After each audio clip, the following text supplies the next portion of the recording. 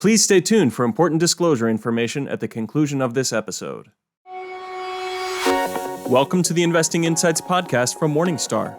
In this week's podcast, Christine Benz encourages investors to prioritize creating policy statements this month. Russ Kinnel uncovers which funds investors are selling in 2021. Christine Benz shows retirees how to assess their portfolios. And Ben Johnson tells us everything we need to know about thematic funds. Let's get started. Here are Christine Benz and Susan Jabinski from Morningstar, Inc. Hi, I'm Susan Jabinski with Morningstar. Morningstar's Director of Personal Finance, Christine Benz, has created a month-by-month financial to-do list for 2021. She's here today to talk with us about our to-dos for June, which are creating policy statements for our investment and retirement plans. Christine, thank you for joining us today. Susan, it's great to see you. So you're a big advocate of creating investment and retirement policy statements. What's the value in doing so? Well, I really think there are three key benefits. The first is that having a policy statement ensures that you have a plan. So if you've gone to the bother of thinking through what your savings rate should be, what your asset allocation should be, and so forth, that means that you have a plan and you are set and ready to make these documents. So that's the first thing. The second thing is that having these policy statements can help you keep your plan on track. So if you have an investment policy statement, you can periodically compare your asset allocation to, say, your target asset allocation. With your retirement policy statement, you can compare your real withdrawal rate relative to whatever withdrawal rate you set out in the retirement policy statement. So keeping your plan on track. And then the third benefit is really one that is in the realm of succession planning. If someone needs to manage your financial affairs for you for a short while, or if something should happen to you, it's a kind of a blueprint for how you were doing things as you were doing them. So it might be a financial advisor who needs to take over, or your spouse, or an adult child, but whoever it is will have some sort of an overview of whatever your plan was for your investment mix as well as for your retirement plan. So let's start by talking about the investment policy statement. What are some of the key components of a successful investment policy statement? Yeah, I think you don't need to overcomplicate it. You want to think about the basics. So if you're in accumulation mode, you'd want to document your savings rate, what types of vehicles that you're contributing to. You'd certainly want to include something about your asset allocation, your target asset allocation, as well as how that might change over time as you get closer to your goal date. You'd want to include a little bit of detail about how you are selecting investments and what sort of threshold you're holding your investments to. And finally, I think you'd include some detail about how to monitor that portfolio. When will you make changes? When will you decide if it's time to add something new? Those are the key things I would include in an investment policy statement. And by the way, Susan, we've created templates that people can use. You don't need to create these from scratch. We've created easy to use templates that you could print out and use and populate with your own information. And you say that it's important with an investment policy statement that you don't just create it and then, stick it in a drawer somewhere. The point of an investment policy statement, at least one of the points of it, is to sort of use it on an ongoing basis. How do you do that? Right. I think a good once annual review is plenty for most investors, where they are taking a look at their plan currently, taking a look at their investments currently, and comparing that to what's in their investment policy statement. So the contents of the portfolio may have shifted around. Invariably, that will happen. And you may need to do some trimming on your equities, for example. Your own situation may have changed. So maybe early in your accumulator career, you were entirely focused on retirement, but then you had a child. And now college savings is part of your investment plan as well. So your own circumstances might change as well and necessitate a change to the plan and a change to the policy. But definitely think of this as a document that you will use to monitor your plan and monitor how you're doing toward achieving your financial goals. Now, Christine, you just mentioned that, having a child is a life event that might cause you to make a change to your investment policy statement. So what are some other examples of times where investors might want to, take a second look and update that? Yeah, certainly asset allocation would be another area where making changes over time would be appropriate. Perhaps you'd even want to lay that out in your investment policy statement, that perhaps you're starting with an 80-20 asset allocation, 80% in equities, 20% in fixed income and other assets, and then gradually moving to, say, a 60-40 or a 60 or a 50-50 blend as retirement draws close. But if you haven't put that in, you may want to change your asset allocation. You may want to change the parameters around investments as your views evolve. So a lot of investors have gravitated away from active funds, for example, to index products. You'd want to update your investment policy statement accordingly as your own viewpoints of what constitutes a good investment has changed. And let's pivot over now to a retirement policy statement. You don't hear as much talk about these particular types of documents. So tell us a little bit about what it is, what's in it, and why you think it's important. Yeah, I really love this idea. And here too, we've created a template that people can use to kind of get them thinking about what the main components of a retirement policy statement might be.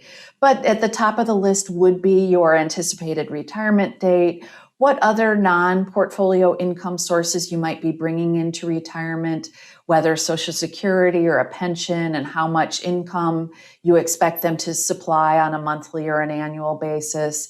And then you'd want to get into a bit of detail about your approach to your portfolio. So your withdrawal rate, your target asset allocation for your in-retirement portfolio, how you'll draw upon that portfolio. Will you draw from cash holdings? Will you draw from dividends?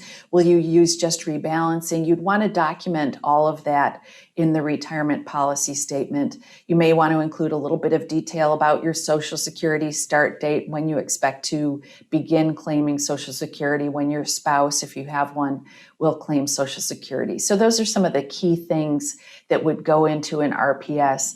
I see this as working hand in hand with an investment policy statement.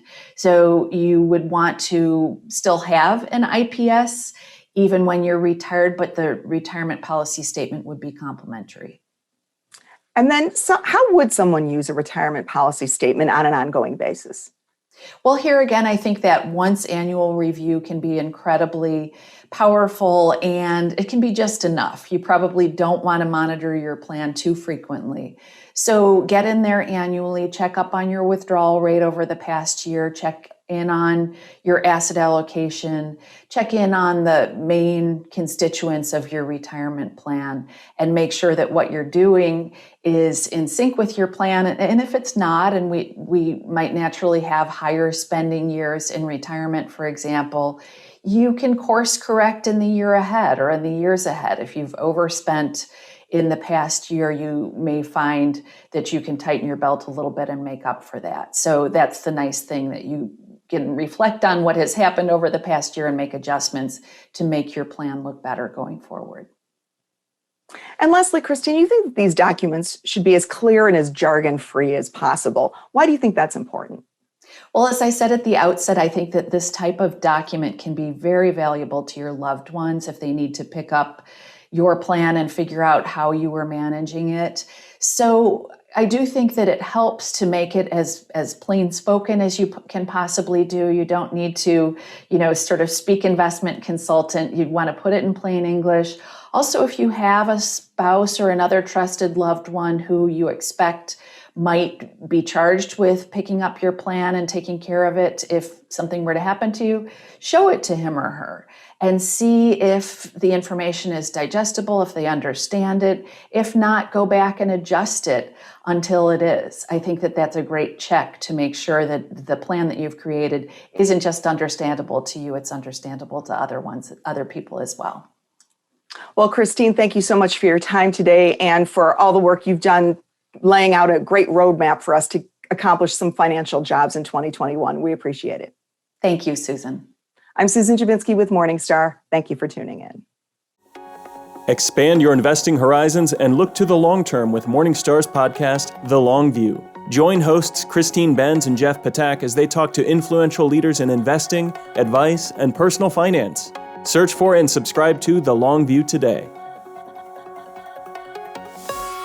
Now, Russ Kinnel from Morningstar Research Services fills us in on recent fund flows. Hi, I'm Susan Jabinski with Morningstar. Which funds are investors selling in 2021? Joining me today to discuss fund flows so far this year is Russ Kinnel. Russ is Morningstar's Director of Manager Research and editor of Morningstar Fund Investor. Hi, Russ. Thanks for being here today. Glad to be here. So let's talk a little bit about fund flows in general in 2021. What have the trends been?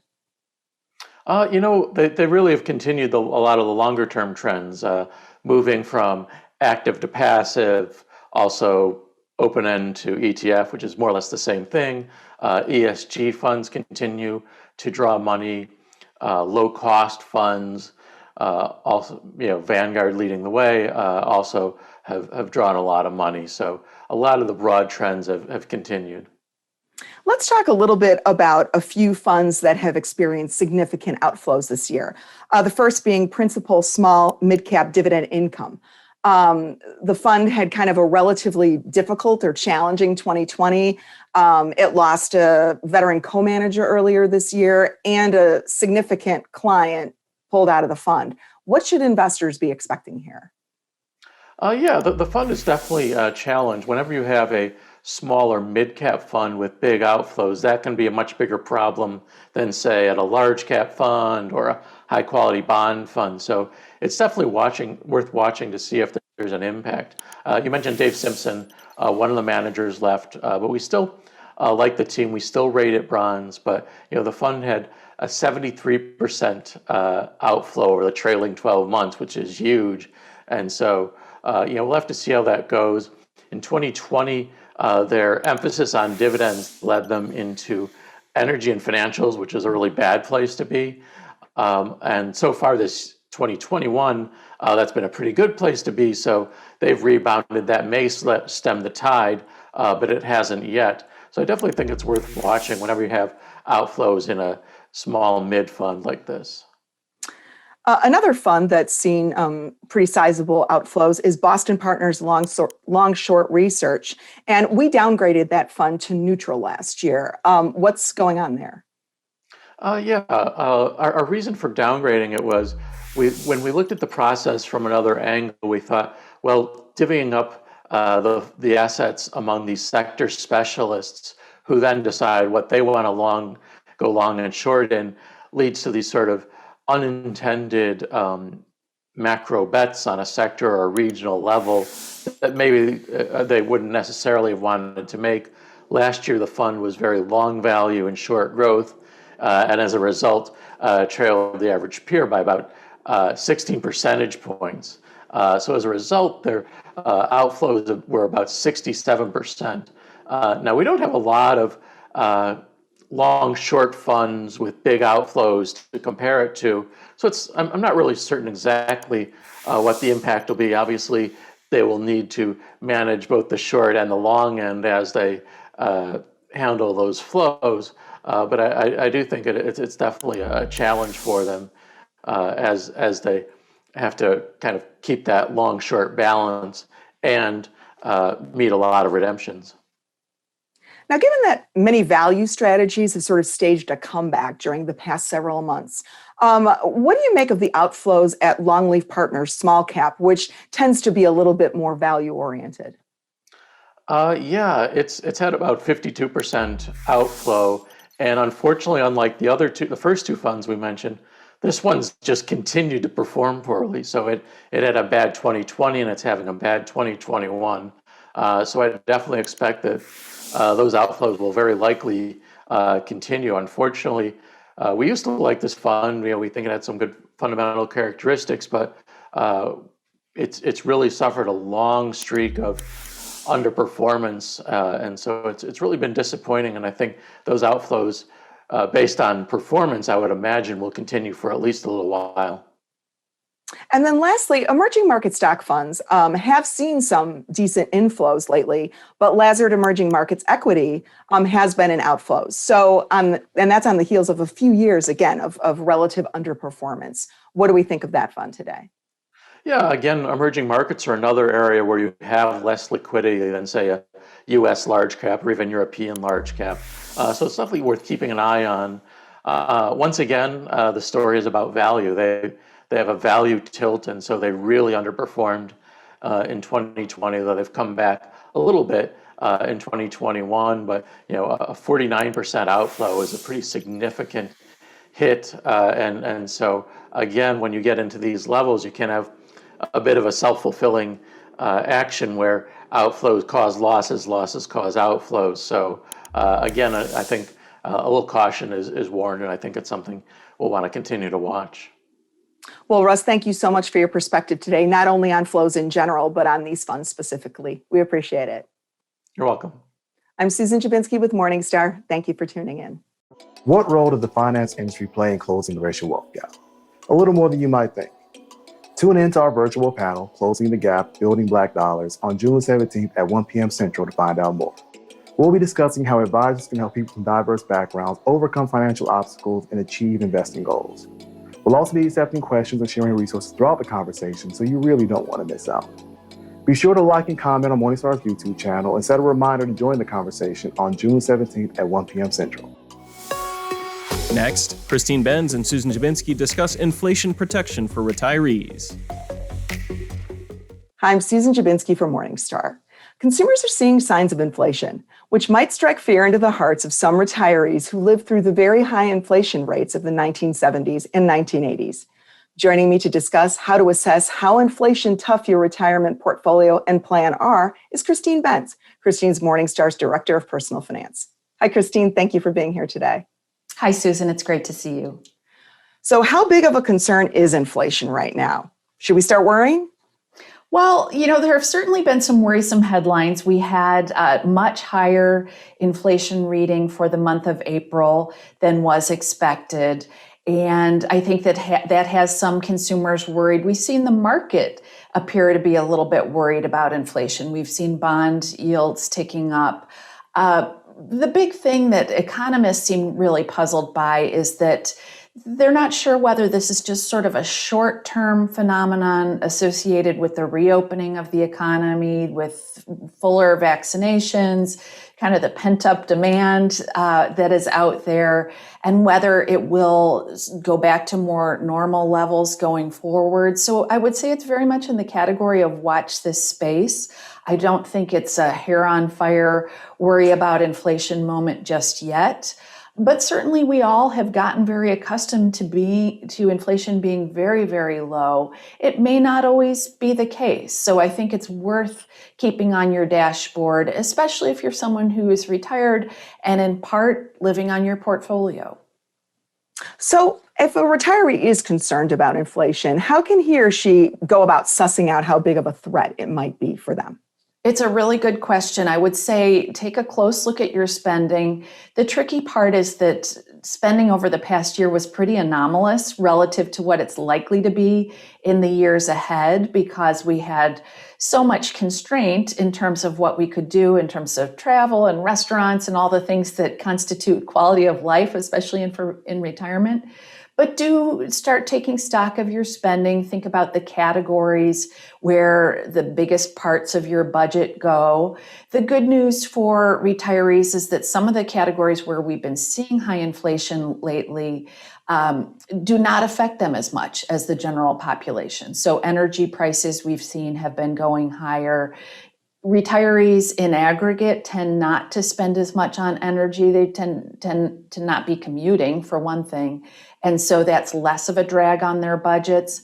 On the other hand, healthcare inflation, at least historically, has been running higher than the general inflation rate. That's a category where retirees do tend to spend more than the general population. So spend some time looking back on your spending over the past year or two. Think about the categories where you're spending and take a look at whether the inflation is trending up or down in those areas. So the Bureau of Labor Statistics does publish a really nice granular view of where inflation has been heading up or down. Compare that to your own spending categories. Do you think it's also important to take a look at your in-retirement income sources, specifically looking to find out if any of them offer you some inflation protection or an ability to keep up with inflation? Yeah, I think that's such a valuable exercise. And I really think of retirees as being on a spectrum here. So in sort of the perfect inflation hedged category would be a retiree who's lucky enough to retire with a full pension that's providing most of his or her income needs or all of his or her income needs and is inflation adjusted. The problem is such pensions are really pretty rare today, mostly just in the public sector do we see those sorts of pensions, but that's someone who's sort of perfectly protected against inflation. At the other end of the spectrum would be someone who is relying exclusively on his or her portfolio to meet income needs in retirement, and they're hunkered down in very safe investments that don't provide any insulation against inflation. That person is very, very vulnerable to inflation. Most of us will land somewhere between those two poles. So for most retirees, they're getting a portion of their income needs from Social Security, which is inflation adjusted, but they're also pulling additional living expenses from their portfolio, which is not inherently inflation adjusted. So take stock of that, see where you fall on that spectrum. So, Christine, what about at the portfolio level? Let's say someone is tapping into that portfolio as a retiree for retirement income. Are there particular asset classes that will do a better job of helping insulate them against inflation? Definitely. So when we think of fixed income assets, your best ally there is to use some sort of Treasury inflation protected securities. Professionally managed asset allocations from, say, our colleagues at Morningstar Investment Management would typically include 20 to 30% of the fixed income portfolio in Treasury inflation protected securities for people who are retired. And then you might think of some ancillary fixed income assets around the margins of your fixed income portfolio. So high yield bonds or bank loans, for example. That's the fixed income piece. On the equity side, I think a key thing to keep in mind is that even though equities are not a hedge against inflation, so if inflation goes up 3%, your equity portfolio won't necessarily go up 3% too.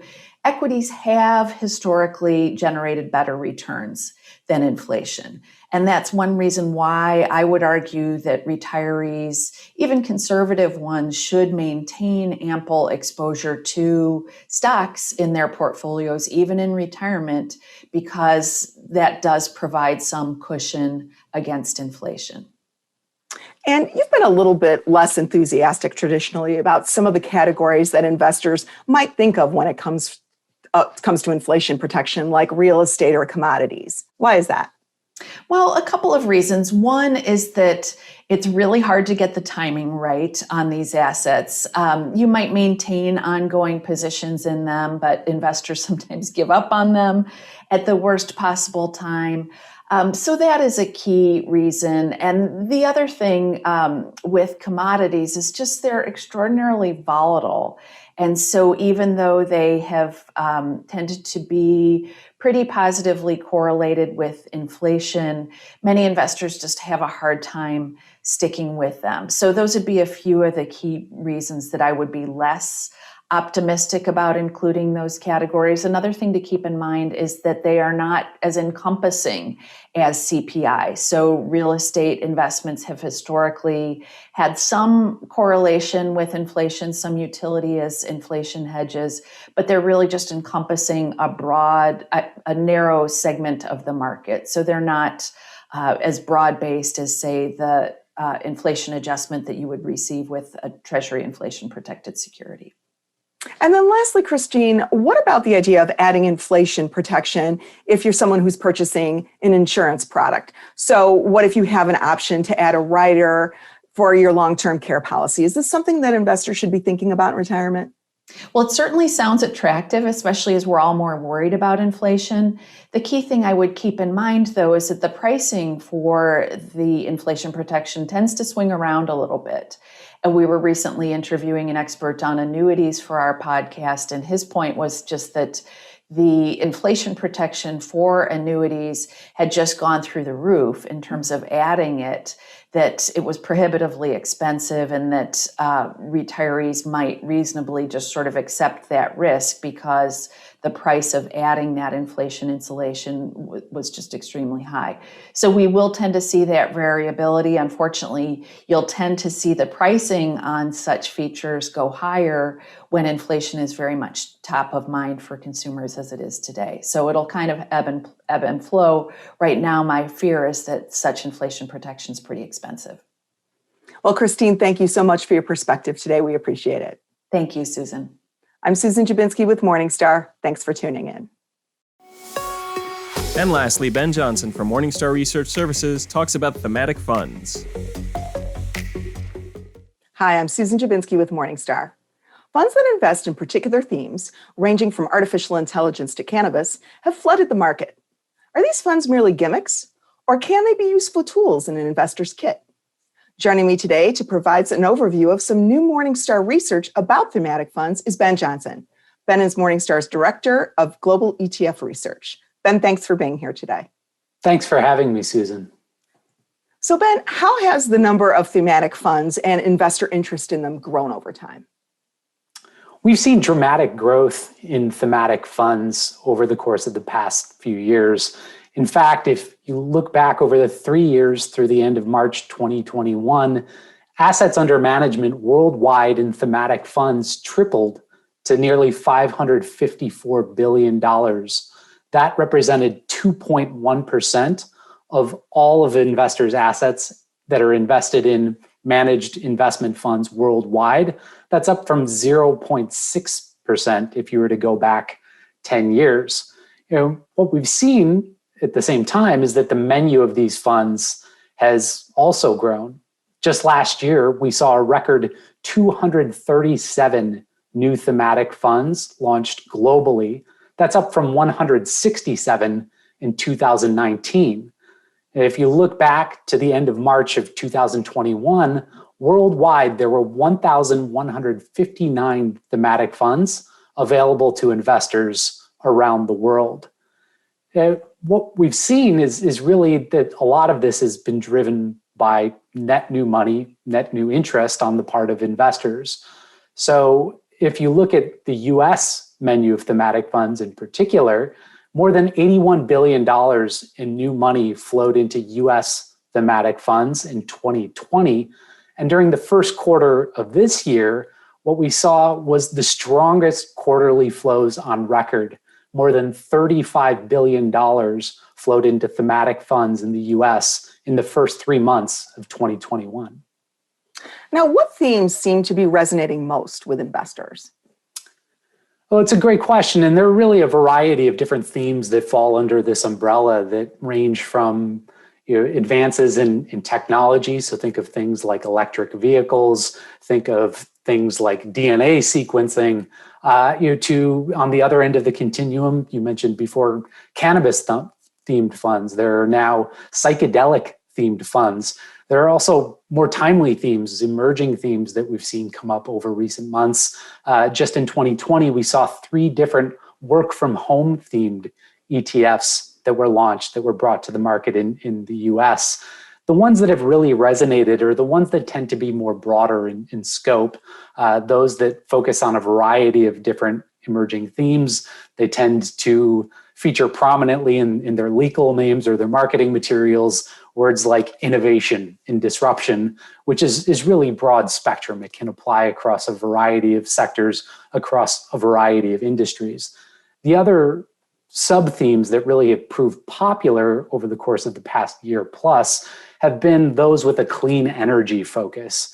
As part of the excitement around infrastructure development, a Green New Deal, what we've seen is that investors have poured into green energy themed ETFs. In fact, if you look at one of those ETFs in particular, the iShares Global Clean Energy ETF, ICLN, is the ticker for that fund. That fund grew 885% on an organic basis over the 12 months through March. It got so big, it actually had to change its underlying index to accommodate its heft. So very broad sort of innovation, disruption-oriented thematic funds, those from the ARC family of funds in particular, which has seen tremendous growth. So if you look at 2020 alone, ARC in and of itself accounted for 1/5 of all of the money that flowed into all thematic funds. In the first 3 months of this year, it accounted for nearly 1/2 of the flows into thematic funds. So part of it is the themes, part of it is the family. And in this case, it's a family that's produced tremendous performance and has seen absolutely torrential flows for much of the past year. And as I mentioned before, clean energy, another theme that has been very popular with investors over the course of the past year plus. So let's talk a little bit about performance of thematic funds over time. What does that look like in general? Well, if you look at success rates among US thematic funds, over the short term, they've done actually remarkably well. So if you look back at 2020, of all of the thematic funds that are available to investors in the marketplace, 80% of them outperformed the Morningstar Global Markets Index during the calendar year. Now, why is that? They tend to lean into growthier names, smaller names, those names that really got a lift across the board last year during a year in which growth outperformed value by an absolutely massive margin. So uniformly, almost uniformly across these funds, as should be a little surprise, what you see is more of a growth bent, in some cases an ultra growth bent, which really helped them over the short term and which helps to explain their recent popularity. They've performed remarkably well. Now, that said, if you go back further in history, their track record really isn't anything to write home about. So over the trailing 15-year period, what we saw is that among the thematic funds that were available to investors 15 years ago, nearly half of them have since been closed, and less than a third of them have both survived and outperformed the Morningstar Global Markets Index over the subsequent 15-year period. So given that longer term performance, how might investors use thematic funds in a portfolio? Should they even be thinking about that or steering clear entirely of them? I think investors should know what they're getting into. I liken investing in thematic funds to placing a trifecta bet at the horse track. So in the case of a trifecta bet, you're trying to get three things right. You're trying to get, in this case, the theme right. So is the theme real? Is it durable? You're trying to get the stocks right. So are the stocks in this fund or the stocks in this portfolio, be it an indexed portfolio, be it a discretionary active portfolio, the ones that are going to capitalize on that theme today, tomorrow, and well into the future? And then third, and perhaps most importantly, are the valuations right? Are these compelling values, or has the market already priced in much of investors' enthusiasm about whatever this theme might be?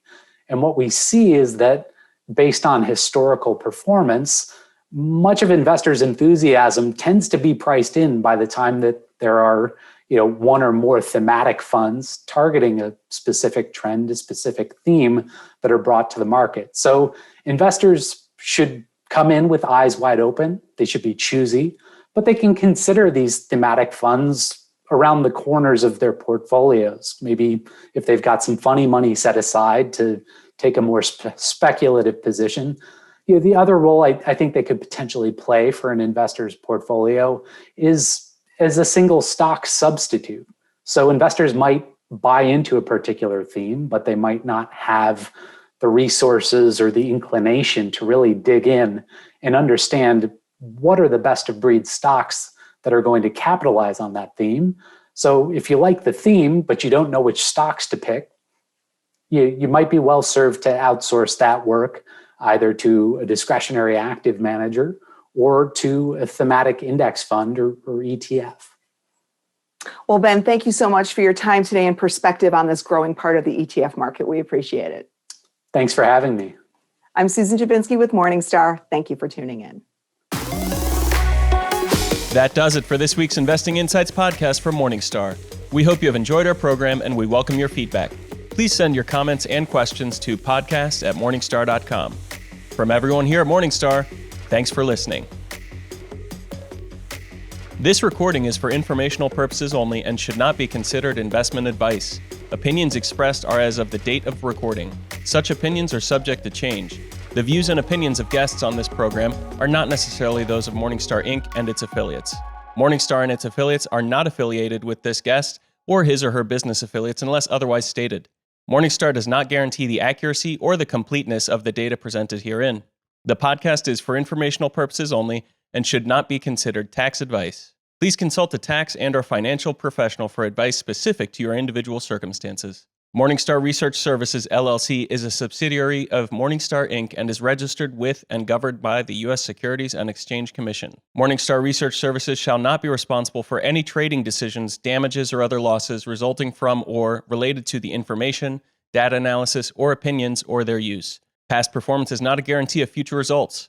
All investments are subject to investment risk, including possible loss of principal. Individuals should seriously consider if an investment is suitable for them by referencing their own financial position, investment objectives, and risk profile before making any investment decision.